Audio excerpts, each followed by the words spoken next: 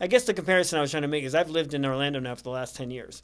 And I've seen the transformation of how bad it's gotten in the indoctrination of the younger adults here and some of the adults too. And you see the people walking in Baldwin Park or Winter Park with BLM hats, and I'm like, they don't know what BLM you know anything about apparently. What BLM actually stands for or does. And meanwhile, they're an activist group that is crooked and corrupt and stealing the money. And you're wearing around and saying, oh, this is Black Lives Matter. How about all lives matter? Right. Let's talk about all of us. They get mad when you say that. I know, and it doesn't make any sense. Only Black Lives Matter, I guess. So it's become a part where if you're born white, you're discriminated against now. Like we're the slaves of today. Yep. It's called we're white privileged. We're white supremacists. We're fascists. You could be born poor, have to work yourself all the way through high school, have no money whatsoever, but somehow you are entitled. You're white privileged. Depending on where you get your definition for like racism, some of the definitions out there will essentially say that white people or black people can't be racist. Right. I don't know how that can be. I don't either, dude. It makes no sense to me. All I know is that I've been called a white. Wait, what about the black guy that ran over the 40 white ladies in Waukesha? I'm pretty sure he was a racist. He was oppressed. Come on. He was oppressed. It was a red SUV. It was an actual black racist guy that posts anti-white propaganda on his social media. And 90% of the violence that you hear across the country about shooting is usually African American shooting. They don't talk about that in the news media like Chicago. No. Oh, they talk about only the one or two incidents that happen a year of a white shooting a black, right? Right. But I don't think there is the racism that people believe there is out there today. No. I don't think there really is. I think they fabricate it to make people separate and divide us. It's a Democrat thing. It's divisiveness. They want to create chaos. Yep. They want to create a divide between Americans, and they're doing the same thing with these gender identity and sexual orientation in the elementary schools they were doing until we passed that bill. They're just trying to separate everybody by a separate class when why aren't we all just equal under one flag, the American flag, and treat everybody the same? Because up until they started doing this about, 5 or 10 years ago, I taught high school in North Carolina in 2008, 2009. And it was primarily a African-American Latino high school. There was only 3 Caucasian teachers in the whole school. But I didn't see any racism in the school. I didn't see anybody bullying people for anything or bullying any of the people that were gay that you could see were obviously gay. I think it's just been fabricated. Okay, here you go. Whites killing blacks, 2% of murders. Police killing whites, 3%. Whites killing whites, 16%. Blacks killing whites, 81%. Oh my God! So let me correct. So I need to correct my 90% to 81%. Police killing blacks, not even 1%. Blacks killing blacks, 97%. But the answer to that isn't getting rid of guns. I can tell you that. It's not the responsible gun owners that have their licenses or have gone through the background checks that have the guns. These guns are being bought off the streets. Yeah. So removing the Second Amendment or trying to put gun control is not going to stop gun violence. It's only going to disarm the good citizens that are not going to buy guns off How their does own. that make sense? Or a psychopath goes on a shooting spree. So you disarm good people. So you disarm the public. What the hell's that? Yeah. Well, and the purpose of the Second Amendment was also to protect the public from government overreach, right? So John Adams, James Madison, and James Monroe put that Second Amendment in place specifically in case federal government got too large so that we could protect ourselves at some point in the future if it ever tried to take our guns away. That's why... But then they're trying to do that. Well, what would happen if we were trying to revolt during the against Britain when we wanted our freedom? When we claimed our independence. And if you didn't have any guns. If we didn't have guns, would we be able to claim our independence when we had we no would representation? Be British right now. Right, we'd be still under British rule, right? Yeah. So, but I think the same logic applies today. It's like, if you're going to try to take our guns away, what's your real purpose? Are you trying to put fear into us again like you did with COVID? Yep. But you're doing the same thing by putting gun control in place. Hey, what's the ultimate Freedom goal? wasn't won with a registered gun. What's the ultimate goal with the government here? Once they finally censor us and take away all of our guns, then what are they doing? Then what's their next move? Let's see. What in every other regime? What was the situation? What were the order of events that followed? Oh, they just kill everybody. Stalin disarmed his people and then killed 30 million of them. Mao disarmed his people, killed couple tens of millions. They killed all the dissenters. It's usually a genocide that follows up after. But they called the Republican Party and Trump like he wanted a monarch and he was tyrannical. It's not Trump. He wanted he wanted a republic, which we are, a republic, right? A true republic. Yep. The problem and freedom and liberties. However, the Democrat doesn't want that. So I always laugh. I'll bring this one up too because it's a big hot topic right now. You hear all the women out there saying, my body, my choice. Well, it wasn't that case during COVID. No. It wasn't your body, your choice. No. There was no medical freedom during COVID, right? But now that the the Supreme Court's about to rule on pro-life, and it may go in our favor. It's They're my body, back my with the my choice. body, my choice. Well, here I have something to say to the public. You have a choice. You have a choice whether or not to have sex. You just don't want to make that choice. You're using abortion as a deterrent, or saying, or birth control. Yeah. It's not birth control. You had a choice when you decided to say, I'm going to have sex. The guy that was with you had a decision to make. But all I'm these gonna have lefties, sex. they You're gonna gotta have a baby. They got to blame somebody. They never take personal responsibility, man. That's the Democrat MO right there. Well, what the sad part is, it's really genocide. I think was that Choices, which is a organization for pro-life, and there was a statistic they showed that said that out of 1,000 women, almost 400 of those, less than 5% of white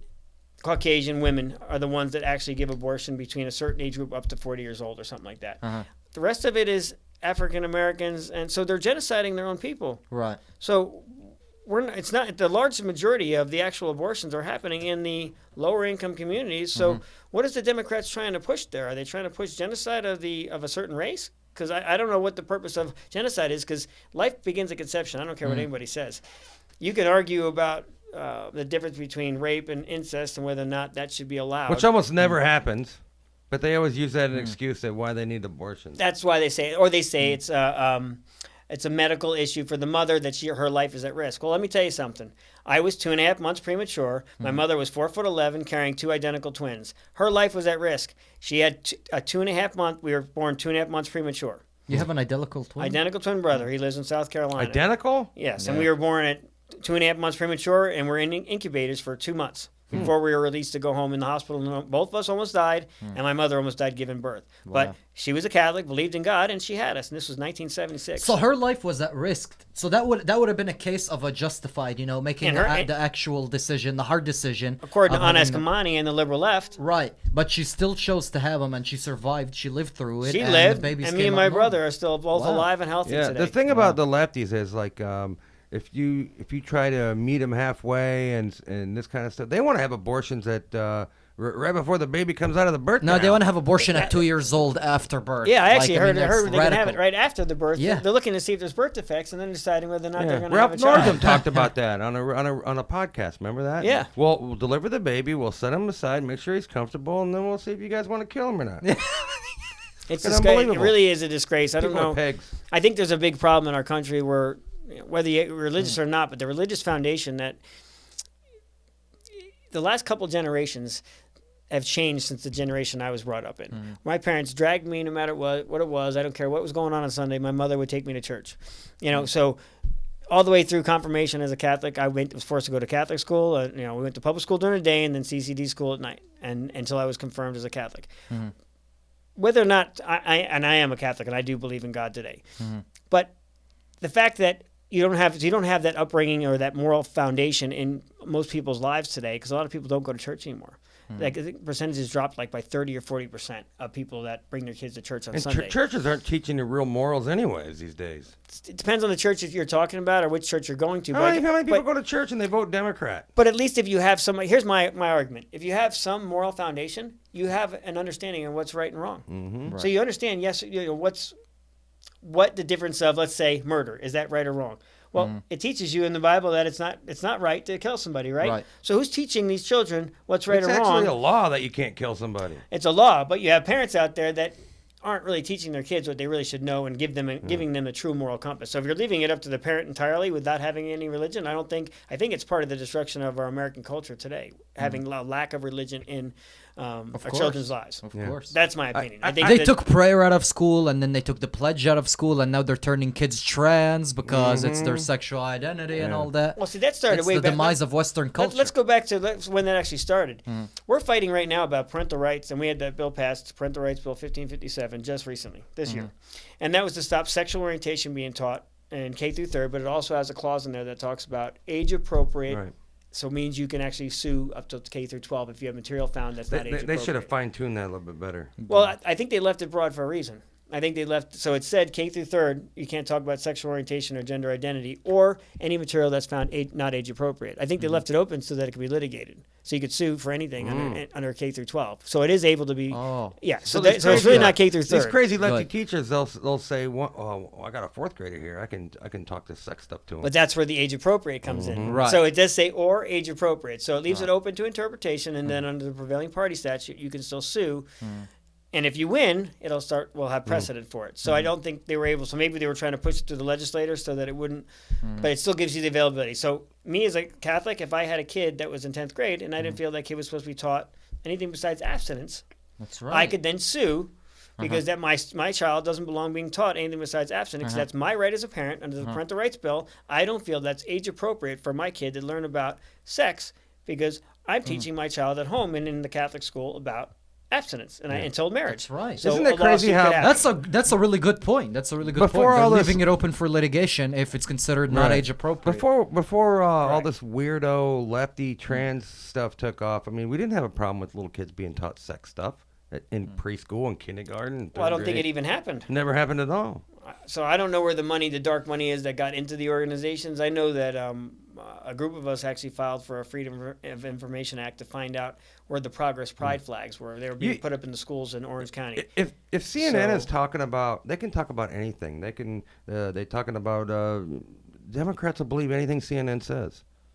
You know what I mean? Or the Democrat Party is pushing. They're convinced that if you don't let a kid read this or teach a third grader how to masturbate, then you hate trans people.